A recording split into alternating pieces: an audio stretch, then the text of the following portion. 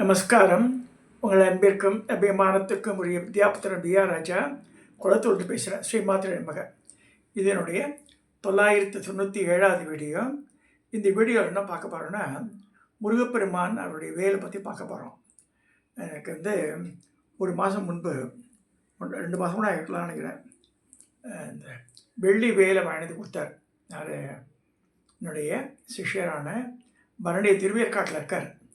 நான் அவர்கிட்ட என்ன சொன்னேன்னா, இங்கே திருச்செந்தூர் போயிருந்தார். அவர் போயிருக்கும்போது நான் சொன்னேன், இது செப்பில் வேல் வாங்கிட்டு வர போகுது. எனக்கு என்னுடைய வெள்ளி சின்ன வேல் வச்சுருந்தேன் நான் அந்த காலத்தில். அது பூவோட போயிடுத்து. ஒரு 3 முருகன் மேலே சாத்தி இருந்தது விக்கிரகத்தில்.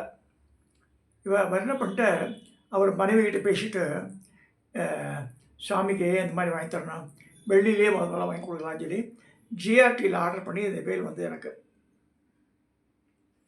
இதுக்கு பட்டு வஸ்திரம் வேறு சாத்தி ஒரு பாக்ஸில் வச்சு கொடுத்தா எனக்கு. இது என்னோடய பூஜா மண்டபத்தில் இருக்குது. இன்றைக்கி பஞ்சமி, நாளைக்கு சஷ்டி வந்துடும். அந்த எல்லாருமே கோலாகலமாக கொண்டாடுறேன். இவன் விளக்கு கடை ராஜலட்சுமி சிவசங்கரன் கூட சொன்னா, பாவம் அவள் நேற்று எங்கள் அம்மா ஸ்ராந்தம்மா நான் போக முடியல. அவள் தனலட்சுமி கல்யாண மண்டபம் இருக்குது இந்த குன்றத்தூர் போகிற வழியில், மெயின் ரோட்லேயே, பெங்களூர் ரோட்லேயே பெரிய மண்டபம் அது. அந்த இடத்துல 1008 பேரை வச்சு சஷ்டி பாராயணம் பண்ணியிருந்தேன். நேற்று காலையில் 6 மணிக்கு ஆரம்பித்து மதியம் 3 மணி வைக்கிறதுக்கு எப்போ வேணால் வந்துட்டு போங்க மாமாண்ணா. இல்லைம்மா, ஸ்ராத்த நேரத்தில் போகக்கூடாது இங்கேயே நான் அப்படின்னு சாப்பிட்டு முடித்து படுத்துக்கிறதுக்குள்ளே 2 மணி 3 மணி ஆகிடுது எனக்கு. So I could not go. மனசுலேயே பாவம், ரொம்ப ஆசைப்பட்டு கூப்பிட்டாவோ போக முடியல நம்மளால். நான் நிறைய பேர் இந்த முருகப்பெருமானை வணங்குறவ ரொம்ப சின்சியராக பண்ணுவோம். வாராய்க்கு மட்டும் அல்ல, முருகருக்கும் பண்ணுறாவோ. அதையும் அப்ரிஷியேட் பண்ணோம். ஒவ்வொரு தெய்வத்துக்கு பண்ணும்போது அப்போ விளக்கு கடையில் வியாபாரம் பண்ணுறா, அது வேறு. பட் தெய்வ காரியங்கள் நிறையாவே பண்ணுறா. லட்சத்தை மாதம் she is doing a lot. இது பஞ்சமி மாதத்தில் 2 பஞ்சமி வருது. பஞ்சமி பூஜை நல்லா வழிபடுறா. பல கோவில்களுக்கு போய் சேவை செய்கிறா. அதுக்கெல்லாம் பணம் வரும், பலம் செலவழிச்சாங்கணும். So she is spending a lot on இதை பூர்வ ஜென்மத்தை புண்ணியத்தினால இதெல்லாம் நடக்கிறதுன்னு நினச்சிருந்தேன் நான். Coming to our today subject, இந்த சுப்பிரமணியன். நான் ஒரு 30-40 வருஷத்துக்கு முன்னாடி வாங்கின புத்தகம் நஜன் ஒருத்தர் இருந்தார். நடராஜன் பேர். Is a doctorate. ஆடம் ஸ்ட்ரீட்லேருந்து வரவர். 60 வயசாக இருந்தார் அவர். இப்போ திருப்பியும் புக்கெல்லாம் போட ஆரம்பிச்சிட்டாவ அந்த குடும்பத்தில். சுப்பிரமணிய ஹிருதயம் போட்டிருக்காரு. அவர் நஜனுடைய புக்கு 100 புக்கு வெளியிட்டிருக்கா. அவரிடம் ஒரு பெரிய என்சைக்ளோபீடியா, ஒரு சப்ஜெக்ட் கணபதின்னு எடுத்த கணபதிக்கு உண்டான மந்திரங்கள் எல்லாமே, ஒரு சகசநாமம், அஷ்டோத்திரம், அது இந்த ஆபரண பூஜைகள் எல்லாமே இருக்கும் அதில். அது மாதிரி சுப்பிரமணிய ஹிருதயத்தில் ஹிருதயம் ஒன்று இருக்குது. இதுவே ஸ்லோகமே இருக்குது. அதே மாதிரி அஷ்டோத்திரம் இருக்கும். அப்புறம் சத்ரு சம்ஹார பூஜை இருக்கும். எல்லாமே இருக்கும். சுப்பிரமணியம் சொன்னாலே பயம் போயிடும் மனுஷாளுக்கு. சுப்பிரமணிய வணங்கினா வீரம் வந்துடும் சொல்லியிருக்கு. ஸோ சுப்பிரமணிய கடவுளை பற்றி சில கலெக்ஷன்ஸ் இருக்குது இதில். Just I am going to go through 1 by 1, not all. எது மனசில் படுறதோ மட்டும் சொல்கிறேன் நான்.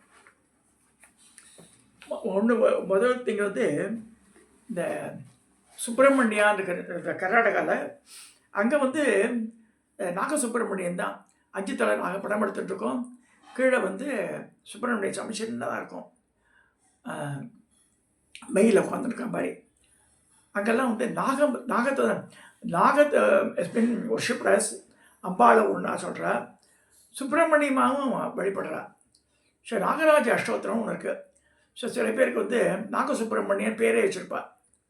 ஸோ இந்த நாகராஜ அஷ்டோத்திரம் பார்க்க போகிறோம். இந்த நாமாவளி பார்த்தாலும் தெரியும். அஷ்டநாகங்கள் இருக்குது. 8 ராஜாக்கள் அவளாம். அவளுக்கு எங்கே உருவம்லாம் கொடுக்கப்பட்டிருக்குன்னா, இந்த சோழிங்க இந்த பிரத்யங்கரா பீடம் இருக்குது. அந்த இடத்துல ஒவ்வொரு நாகத்துக்கு தந்தைய பேர் எழுதி வச்சுருப்பா. ஸோ அதை பார்க்கலாம். இப்போ அந்த நாகராஜ அஷ்டோத்திரத்தை படிக்கிற பாருங்க. ஓம் அனந்தாய நமக, ஓம் வாசுதேவாய நமக, ஓம் தட்சகாய நமக, ஓம் விஸ்வதோமுகாய நமக,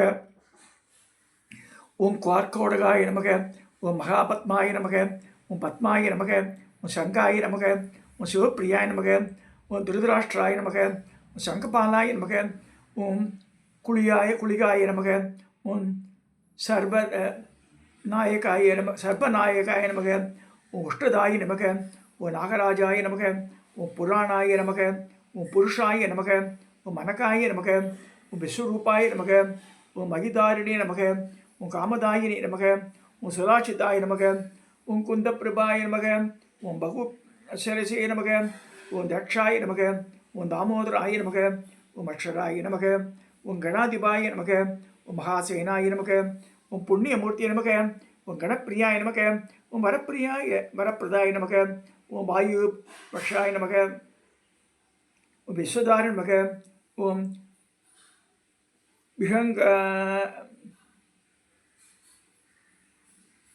விஹங்கரமாய நமக, ஓம் புத்திரப்பிரதாய நமக, ஓம் புண்ணியரூபாய நமக, ஓம் பன்னகேசாய நமக, ஓம் பிலேகாய நமக, ஓம் பரமேஸ்வரி நமக, ஓம் பசுபதியே நமக, ஓம் பவனாய நமக, ஓம் பலப்பிரதாய நமக, ஓம் தாமோதராய நமக, ஓம் தைத்தியஹந்திரே நமக, ஓம் தயாரூபாய நமக, ஓம் கணப்பிரதாய நமக, ஓம் ஐதீதாய நமக, ஓம் மகாமாகிய நமக, ஓம் மதுபைரணே நமக, ஓம் மகாரகாய நமக, ஓம் புஜகேசாய நமக, ஓம் பூமரூபாய நமக, ஓம் பீமகாய நமக, ஓம் பயா பகவதி நமக, ஓம் சுக்லரூபாய நமக, ஓம் சுத்த தேகாய நமக, ஓம் சோகதார நமக, ஓம் சுபப்பிரதாய நமக, ஓம் சந்தானதாய நமக, ஓம் சர்வேசாய நமக, ஓம் சர்வதாய நமக, ஓம்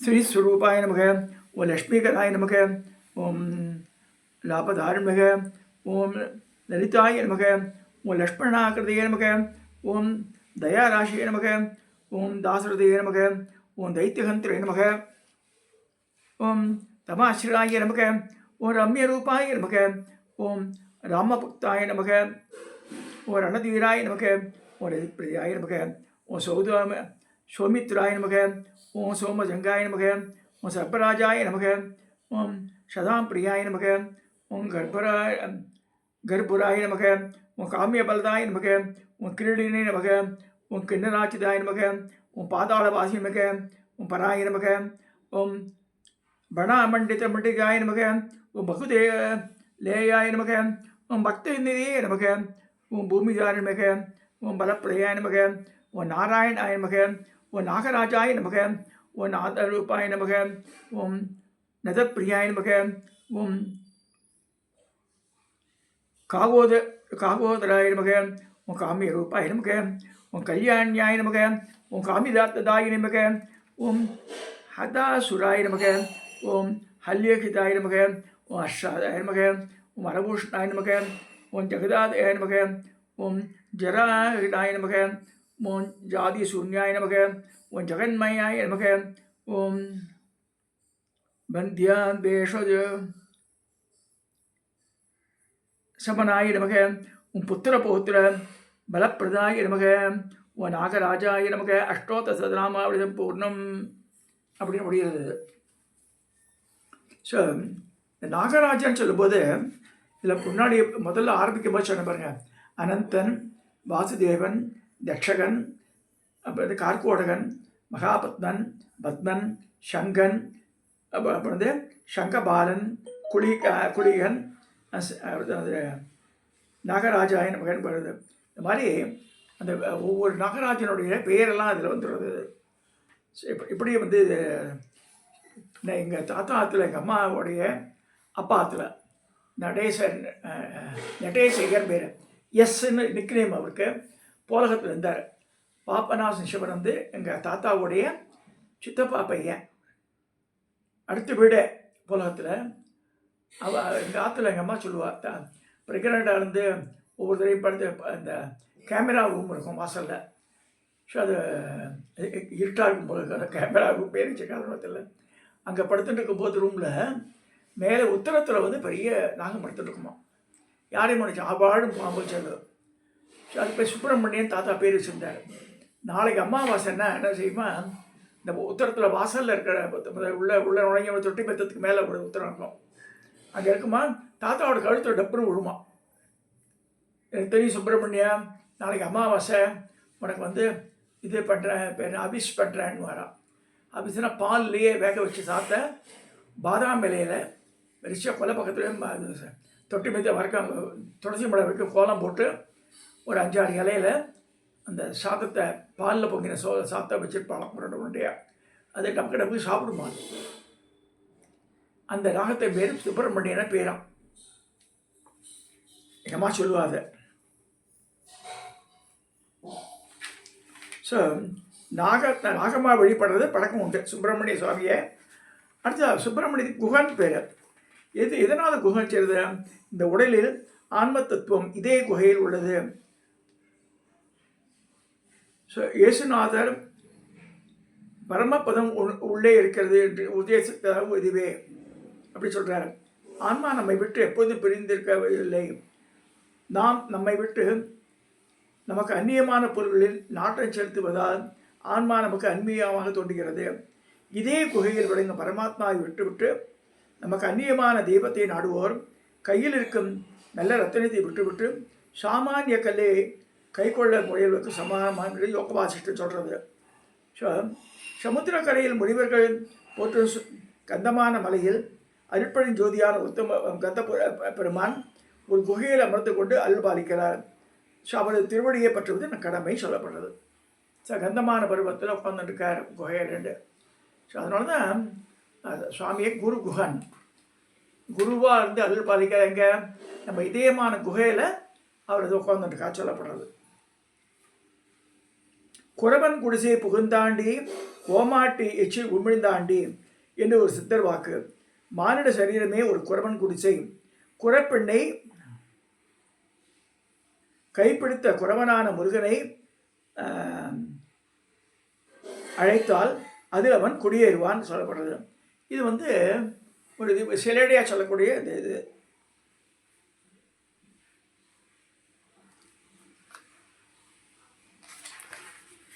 இங்கே முருகனை பற்றி சொல்லும்போது எங்கள் அப்பா பற்றி சொல்ல வேண்டியிருக்கும்.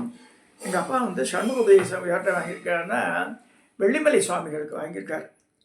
ஸோ வெள்ளிமலையில் எங்கள் காலத்தில் பெரிய படம் ஒன்று, ஒரு 2 அடி உயரம், கிட்டத்தட்ட 1.5 அடி அகலத்தோட பெரிய முருகப்பெருமான் ஒரு அழகான திண்டு மேல் நிற்பார்.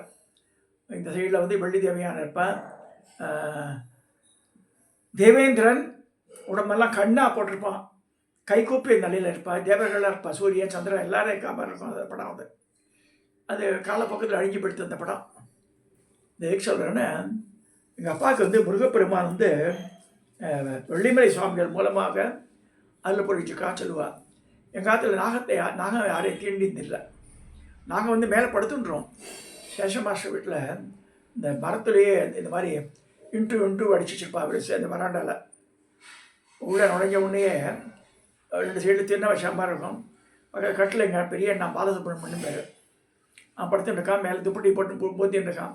காலையில் 6 மணி எங்கள் அம்மா எழுந்துடுறான்னு சொல்லியிருக்கா, குரல் கொடுத்துருக்கா, துப்பட்டி மூஞ்சியெல்லாம் எடுத்திருக்கான். நல்லப்பாம்பு இப்படி படம் எடுத்துகிட்டு இருக்கு. அவன் மேலேயே படுத்துட்டு இருக்கு.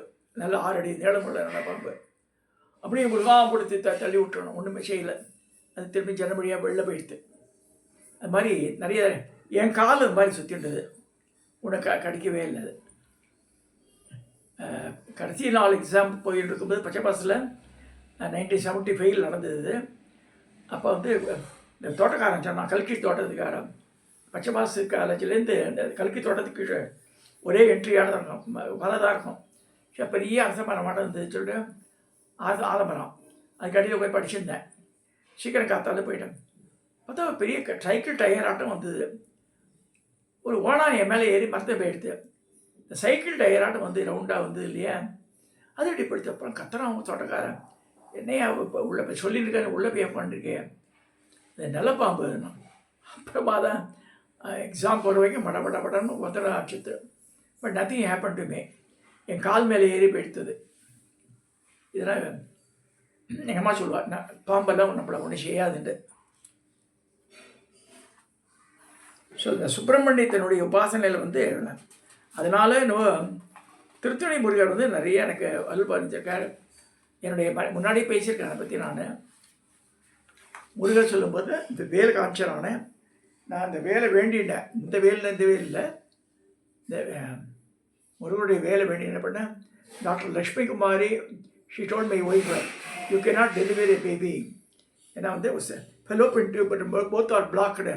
அமெரிக்காவில் போய் மையத்தை வந்து ஆப்ரேட் பண்ணி வெர்டிக்கலாக அந்த ஃபெலோப்பியன் டியூப்பில் கட் பண்ணி திருப்பி அட்டாச் பண்ணோம். 30% சான்ஸ் ஒரே ஒரு குழந்தை தான் பிறக்கும்னா. அப்போ முருகப்பெருமான திருத்தணியில் 365 படி ஏறி மாதம் 6 மாதம் நான் போகிறேன். அப்போ நான் வேண்டிட்டேன், ஏன் உன் வேல் எல்லாம் கிளியர் பண்ணுறதை ஏன் இது பண்ணக்கூடாது எனக்கு அப்படின்னு சொல்லும்போது through the veil he cleared the fallopian tube. She got pregnancy. அப்புறம் வந்து அவளுக்கே ஆச்சரியம், டாக்டர் இது மாதிரி சொன்னாலே பேசப்பட ஆஸ்பத்திரியில் இது மாதிரி டாக்டர் லக்ஷ்மி குமாரி சொன்னாலே என்ன, அந்த அம்மாவை சொல்லிட்டா இட்ஸ் மெடிக்கல் மிரக்கல்னு சொன்னாவ. சுவாமிக்கு ஏற்ற மாதிரி இந்த நம்ம இவ்வளோ ஆசாமி தான் எல்லாருமே. டாக்டர்ஸ்லாம் கூட தேர் ஹியூமன் பீயிங்ஸு. பட் கடவுள் நினச்சா அப்படியே அப்செட் டேன்னு மாறிடும். க்ஷணத்தில் காணப்படாது. பெரிய பெரிய கோடீஸ்வரெல்லாம் வந்து இந்த குஜராத்தில் இது முகம் வரும்போது எத்தனை குடும்பங்கள் காணப்படுது. கோடீஸ்வரா குடும்பம் நடுத்தருக்கெல்லாம் வந்துட்டா. ஸோ அதனால் இன்றைக்கி இருக்கிற சுச்சுவேஷன் நாளைக்கும் கிடையாது. கடவுள் நினச்சா anything can be done fraction of second. அதனால தான் சொல்கிறது லலிதாச நாமத்தில் உன்மேஷ நிமிஷோத்பன்ன விற்பன்ன பூமரா. அவளுக்கு ஒரு செகண்டு கண்ணை முக்கி கண்ணை திறந்தா அவள் பல அண்டங்களை படைக்கிறான்னு சொல்லியிருக்கு. அதனால் ஒரு அம்பாள் பேர் நிமிஷா அம்பாள். காசி ஸ்ட்ரீட் போனால் டவுனில் கோவிந்தப்பராகி ஸ்ட்ரீட் உள்ளே போயிட்டு பார்த்தா நிமிஷா அம்பாள் கோவில் இருக்குங்க. நிமிஷமே வேண்டாம், ஒரு ஃபியூ செகண்ட்ஸில் நடந்துடும் அது.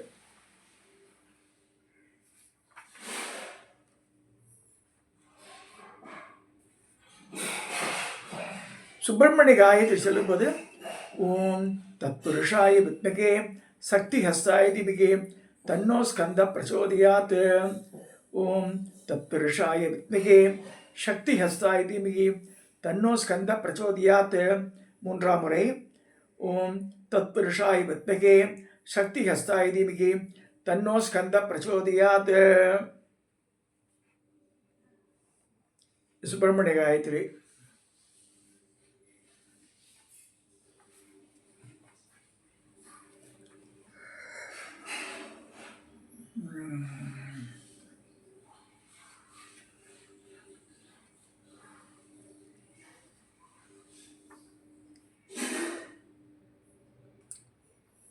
சுப்பிரமணியத்தை வணங்கினாலே எல்லா கடவுளரையும் வணங்கிற பலன் கிடைச்சிடும் சொல்லப்பட்டிருக்கு. அதை பிரிச்சா காமிச்சிருக்காத.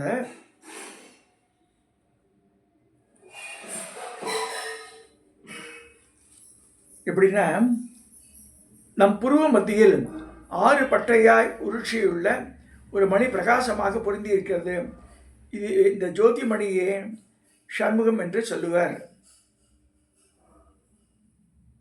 இதன்றி மூலாதாரத்துக்கு மேல் 3 இடம் தாண்டி அநாகதமாகி ஹிருதய ஸ்தானத்தில் இடதுபுறத்தில் 6 தலையுள்ள ஒரு நாடி இருக்கு. அதையும் சுப்பிரமணியம் சொல்லுவார். இந்த ஹிருதயத்து பக்கத்தில் இருக்குது. இந்த தேகத்தில் உள்ள 6லும் ஒருங்கே சேர்ந்த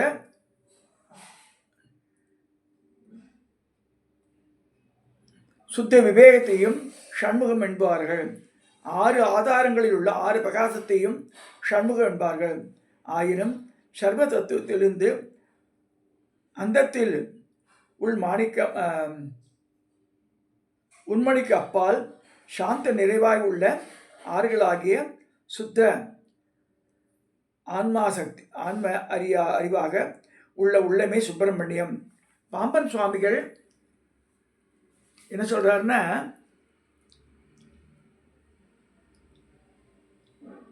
சுப்பிரமதற்பணிர் திருத்தணிகை வெற்புலுரை சுப்பிரமணிய பிரம்மம் ஆதிலை சோதியாம் என்று கூறுகிறார். இந்த கலியுகத்தில் நீசன் கடையன் ஆகியோருக்கும் அருள் சுரக்கும் தெய்வம் குகனே என்றார் ஆய்சங்கரர். மனம் ஒரு குகை போன்றது. அந்த குகை எப்பொழுதும் இருட்டில் இருக்கும். அந்த இருட்டில் ஒரு ஜோதியாய் முருகன் விளங்குகிறார். அதனாலேயே அவருக்கு குகன் என்று பெயர் ஏற்பட்டது. முருகனை குகா என்று அழைப்பதில் அருணகிரிநாதருக்கு மிகவும் விருப்பம். ஆசிரியர் கை கலந்து கமா கமா பவ சாகரத்தில் முக்தி எழ இழாதுள்ளம் ஆறெழுத்தை நினைத்து குகா குகாவென வகை வாராதோ என்றார். இந்த உடலில் ஆன்ம தத்துவம் இதய குகையில் உள்ளது.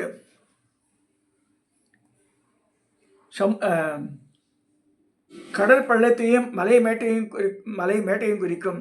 உயர்வு தாழ்வு என்று பேதமின்றி அனைவருடைய உள்ளங்களில் குகையில் வாசம் செய்யும் குகனை தஞ்சமென பற்றினால் அருள் ஆனந்தம் அனுபவிக்கலாம் என்று கருத்தையும் இவர் விளக்கிறார். ஹிருதயம் என்பது ஒரு குளம், அதுவே சரண பொய்கை. இந்த குளம் நாடிகளாகிய வாய்க்கால்கள் மூலமாக இரத்தத்தை உடல் முழுவதும் பரப்புகிறது.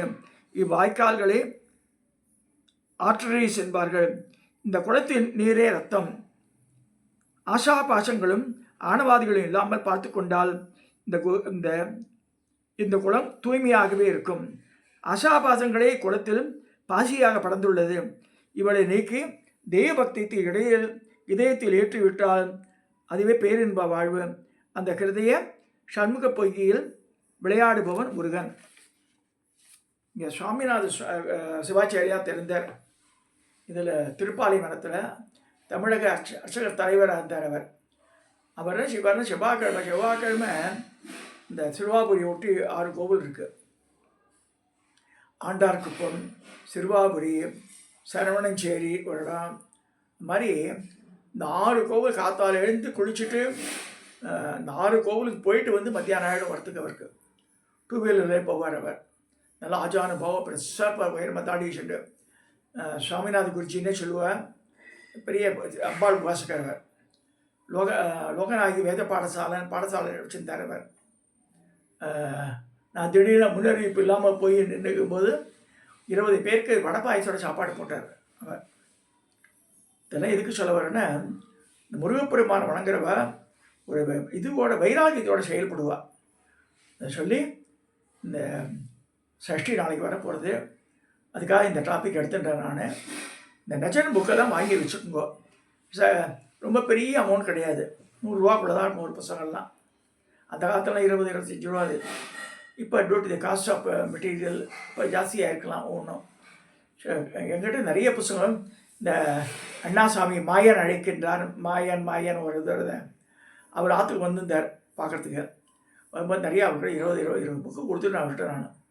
நான் ஐ வாண்ட் தீஸ் புக்ஸ் நஜன் புக்குன்னார். சரி கொடுத்தமிச்சேன். இதில் இது இவ்வளோ எதுக்கு நான் சொல்கிறேன்னா, இந்த நஜனோட புத்தகம் இருந்தாலே ஒரு பெரிய பொக்கிஷம். ஒரு சுவாமி எடுத்த வாராகி மாதங்கின்னு போகிறதுக்கு இந்த வாராகி மாதங்கின்னு தனியாக ஒரு புக்கு போட்டிருக்காரு நஜன்.